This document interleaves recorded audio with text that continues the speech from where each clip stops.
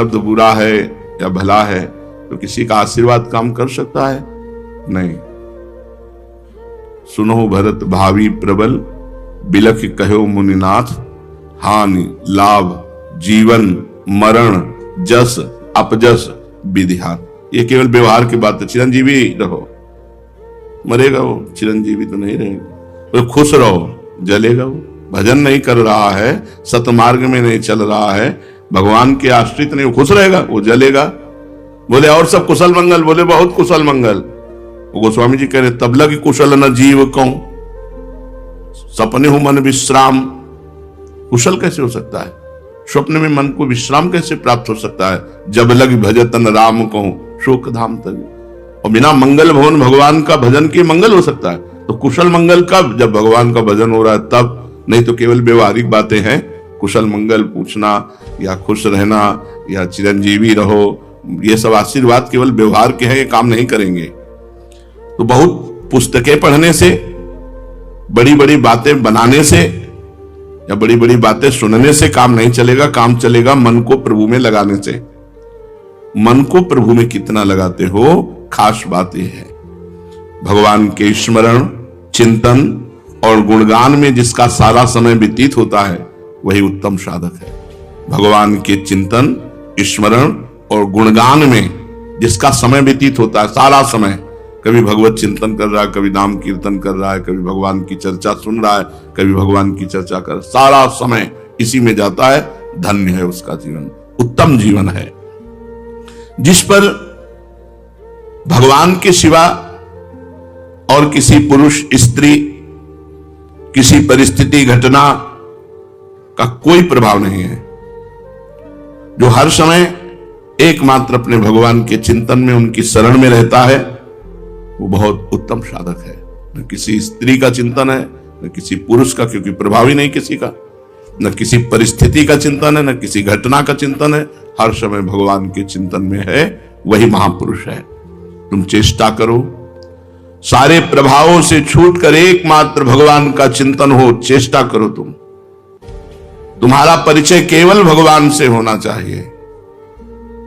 सबको भूल जाओ और ऐसे आचरण करो कि सब तुम्हें भूल जाएं। सबको भूल जाओ और ऐसे आचरण करो कि सब तुम्हें भूल जाएं। एक साधक के परिवार के जन आए थे, उनका वो रो रहे थे कि मिलता ही नहीं। उनका हमने तो अनुमति दे रखी है, बोले वो मिलना ही नहीं चाहता। बुलाया, मिलो, साष्टांग दंडवत किए, माता पिता सबके सर झुकाए खड़ा रहा। चल, न एक नेत्र भर के देखा, न एक शब्द बोला, साष्टांग दंडवत किए, हाथ जोड़े खड़ा रहा। जब खड़ा रहा तुम कहा जाइए, तो चल दे, कोई मतलब। तुम ऐसे आचरण करो कि तुम्हें सब भूल जाए और तुम सबको भूल जाओ। एकमात्र भगवान से हमारा संबंध और उन्हीं की याद रहे। केवल भगवान की प्रसन्नता के लिए तुम्हारी चेष्टा हो। चाहो, ये चाह करो कि तुम केवल भगवान के हो। जगत में कोई तुम्हारा नहीं और तुम किसी के नहीं। ये बहुत बड़ी बात है, बहुत बड़ी बात। ये मत सोचो कि तुम्हारा क्या होगा। बहुत मंगल होगा, बहुत मंगल होगा यदि तुमने सारे संबंध काट दिए और एकमात्र भगवान से संबंध रखा। फिर देख लेना अपने जीवन को, कैसा आनंदमय, कैसा मस्त जीवन होगा। भगवान के सिवा भगवान से भी कोई चाह मत करो। मिलो तो आप अपनी माया मत दो मुझे। मैं कोई कामना करूं तो पूर्ण मत करना। भगवान से प्रार्थना करनी चाहिए कि मैं कोई कामना भी करूं तो पूर्ण मत करना। बड़ी घाटा हो जाता है, बड़ी हानि हो जाती है जब हम भगवान से कुछ ले लेते हैं। बहुत लंबा समय निकल जाता है क्योंकि हमने भगवान से बढ़कर उससे प्रिय माना। अब उस वस्तु व्यक्ति स्थान में लगाव होगा, बड़ा लंबा समय निकल जाएगा। तो हे भगवान, यदि हम आपके सिवा आपसे कुछ मांगे भी तो आप हमें ना देना। साधक को चाहिए कि अगर भगवान से मांगे तो सिर्फ भगवान मांगे। आप मिल जाओ, आपका प्रेम मिल जाए, आपका चिंतन मिल जाए। विश्वास केवल भगवान में करो, आवश्यकता केवल भगवान की रखो, चाह केवल भगवान की, साधना केवल भगवान की। ये महापुरुष के लक्षण है। ये चार बातें जिसमें है वो महापुरुषों के मार्ग में चल रहा है। विश्वास भगवान में, किसी व्यक्ति पर नहीं। आवश्यकता केवल भगवान की। क्या आवश्यकता है आपको? केवल भगवान चाहिए, नहीं और कुछ नहीं, और कुछ नहीं। जा ही न चाहिए कबहू कछु नहीं, और हमारी आवश्यकता केवल भगवान। विश्वास सिर्फ भगवान में, आवश्यकता सिर्फ भगवान की, चाह सिर्फ भगवान की, और साधना सिर्फ भगवान की। भगवान की ही साधना। ये चार बातें जिस साधक में हो वो महापुरुष होने जा रहा है। बड़ा भाग्यशाली है जिसके अंदर ये चार बातें हैं। विश्वास, आवश्यकता, चाह और साधना, चारों भगवान में।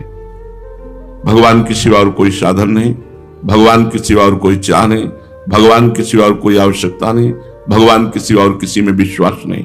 दृढ़ विश्वास, अचल निज धर्मा।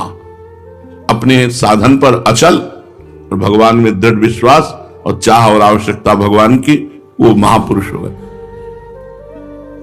इसी के आगे केवल केवल भगवान में प्रेम हो जाता है और वो साधक मस्त रहता है। कर्म भगवान की प्रसन्नता के लिए करो,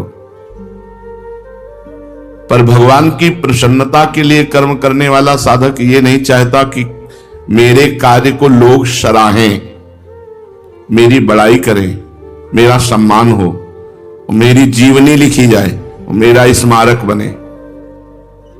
ये इच्छाएं उसी में रहती हैं जो तुच्छ मान का गुलाम होता है। मान का, कहीं ना कहीं मान की इच्छा, विषयों का, भगवत भक्ति का स्वांग धरकर अपने आप को धोखे में डालना है। यदि ये बातें हों, ऐसे बनो कि जगत के लोग परिचय में ही ना आवे, ना उनका परिचय प्राप्त करो और ना तुम उनके परिचय में आओ। ऐसे जीवन बिताना चाहिए। जगत के लोगों के परिचय में अहंकार जागृत होता है, मैं कुछ हूं, फिर प्रभु का दासत्व तो नहीं आएगा। बहुत सूक्ष्म है प्रभु का दासत्व। ना उनका परिचय प्राप्त करो, गुरु कृपा से कभी नहीं पूछो तुम कहां से आए हो, तुम कौन हो, तुम्हारा क्या नाम है। सही पूछो तो हमारे पास जो साधक 10-10 वर्ष से रह रहे हैं, हमें ये नहीं पता कि वो किस जिले के हैं, किस प्रांत के हैं, किस जाति के हैं, किस, हम ये सब है अपने। अब कोई मजाक ही मानेगा कि तुम्हारे पास से 10 वर्ष रह रहे हैं और तुम्हें पता नहीं कि ये कहां के हैं। हमें नहीं पता ये कहां से आए, मुझे नहीं पता, सत्य कह रहा हूं, मुझे नहीं पता। बस ये है श्री जी के हैं, बस इतना मान करके शुरू से आज तक संबंध हमें नहीं पता।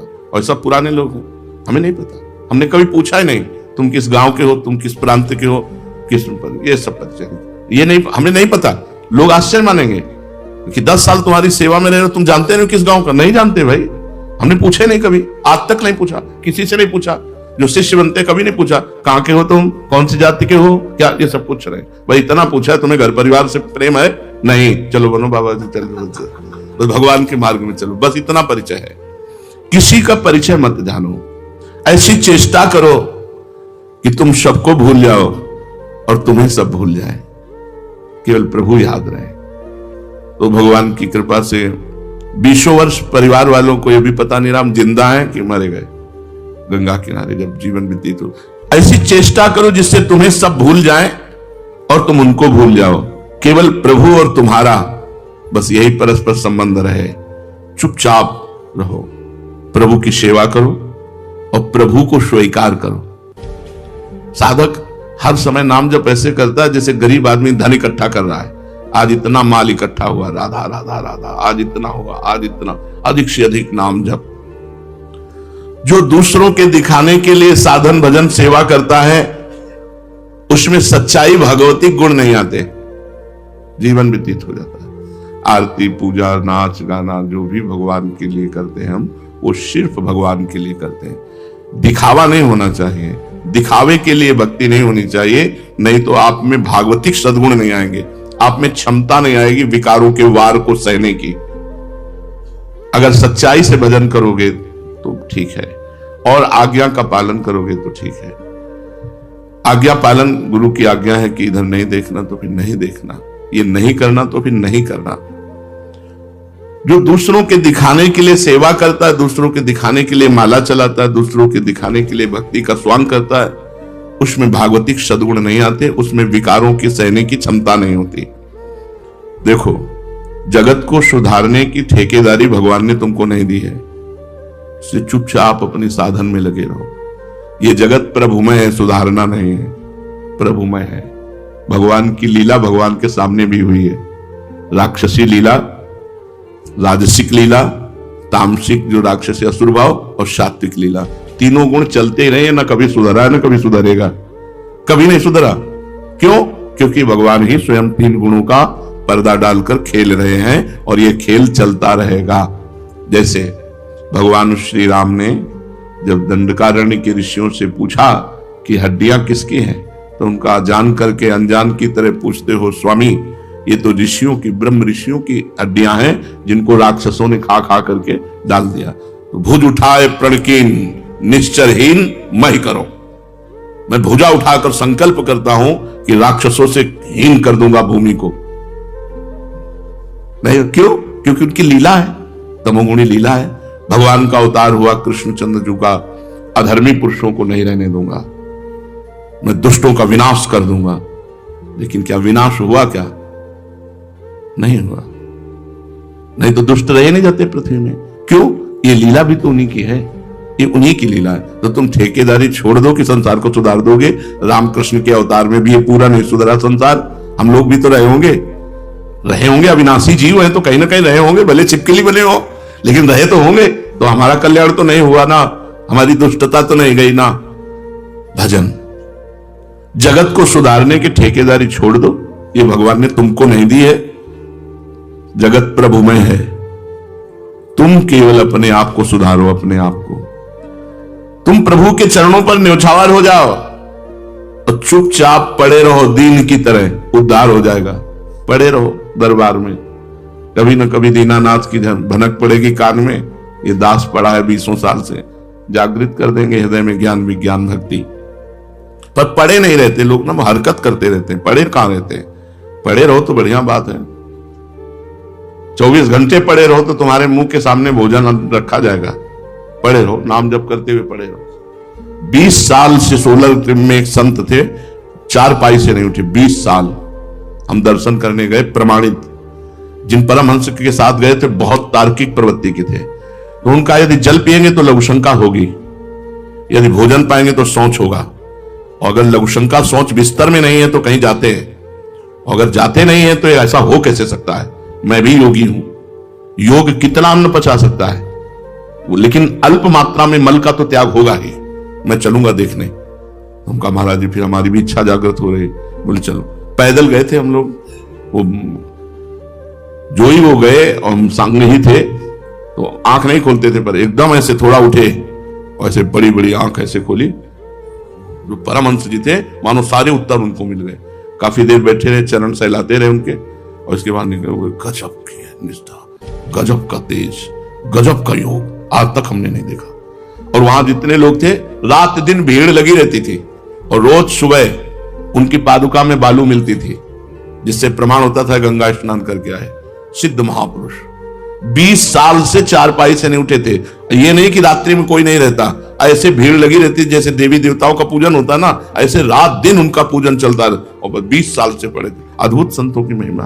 तो पड़े रहो तो फिर ऐसे पड़े रहो। भाई कई साल से पढ़े? बोले 5 साल से तो पढ़े ही है। पढ़े ही रहो, बस सिद्ध हो जाओगे। पढ़े पढ़े सिद्ध हो जाओगे। कौन पढ़ना चाहता है ऐसा? पढ़ जाओ एकदम, उठना नहीं। जो मनुष्य जगत के लोगों से बहुत परिचित होने की चेष्टा करता है, याद रखो वो प्रभु के परिचय से दूर हो जाता है। यदि प्रभु के परिचय में बने रहना है तो अपने को परिचय शून्य करना पड़ेगा। परिचय नहीं होना चाहिए, बहुत ही हानिकारक है परिचय, बहुत हानिकारक है।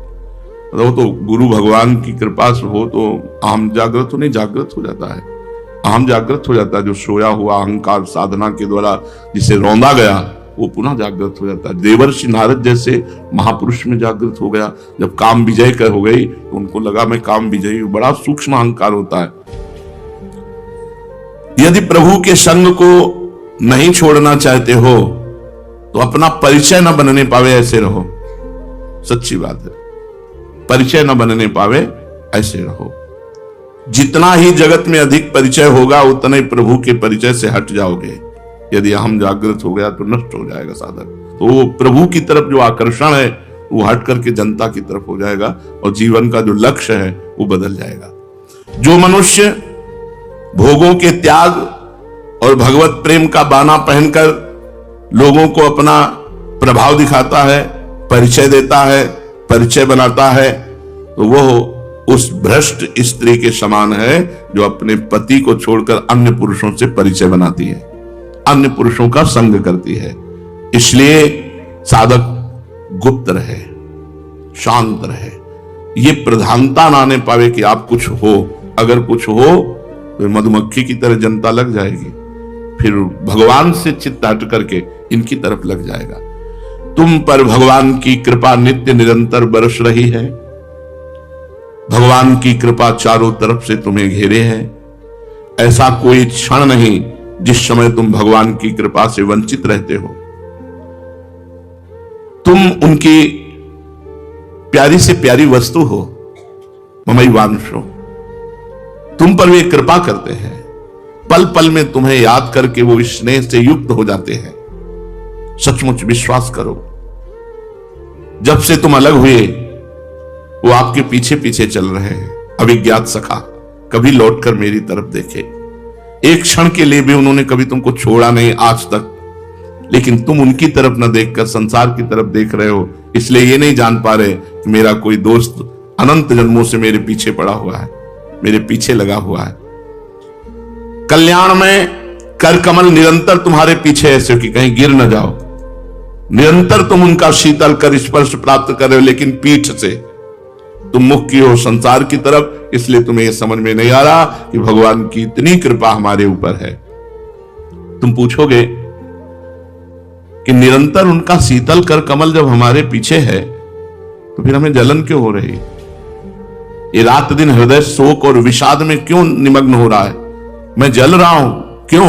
इसका कारण है भगवान की विमुखता। तुम भगवान से विमुख हो। भगवान तुम्हारे ऊपर कृपा किए हैं, लेकिन तुम भगवान से विमुख हो। लौटो, सन्मुख हो भगवान की तरफ। देखो हृदय शीतल होता है कि नहीं, जलन मिटती है कि नहीं, तुम्हारे हृदय का विषाद नष्ट होता है कि नहीं। और सच्ची बात बताऊं, ये भी उनकी एक लीला है। ना आग है न जलन है, ये उनकी एक लीला है तुम्हें अपनी तरफ घसीटने की, तुम्हें अपनी तरफ मोड़ने की। ध्यान दीजिए, न जलन है न आग है, ये उनकी लीला है, ये उनका बुलावा है कि जहां तुम खड़े हो वहां से जलन लगे तो तुम भगवान की तरफ बढ़ो, भगवान को अपना मानो। वो जो कुछ भी कर रहे हैं अब तुम्हारे मंगल के लिए कर रहे हैं। आश्चर्य की बात है कि लीला में पट डालकर कर रहे हैं। बेपरद होकर अगर करे तो हमें समझ में आ जाए, हमारे साथ खेल तो रहे हैं वो, पर वो पर्दा डालकर खेल रहे हैं। बस यही पर्दा उठाने के लिए तुम नाम जप करो, भगवान से प्रार्थना करो। तुम्हारी सुख की चाह, शांति की चाह, आनंद की चाह, ये सब पूर्ति हो जाएगी। उनके लिए खिलवाड़ है। तुम्हें परम सुखी कर देना, परम शांत कर देना, परम आनंदमय कर देना भगवान के लिए खिलवाड़ है। उनका खेल पता नहीं कब से चल रहा है, कब तक चलेगा ना कोई पता लगा पाया है, ना कोई पता लगा पाएगा। ये चलता ही रहेगा। जिन्होंने देखा है चलते ही देखा है उनका खेल।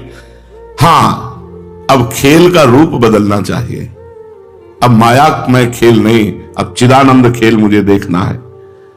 उनका खेल खत्म नहीं होगा, हमारा खेल परिवर्तित हो जाएगा। त्रिगुण माया से हटकर गुणातीत भगवान की दिव्य लीला का खेल। इसलिए तैयार हो जाओ। भगवान की कृपा तुम्हें जलन देकर, अशांति देकर, दुख देकर आनंदमयी लीला में ले जाना चाहती है।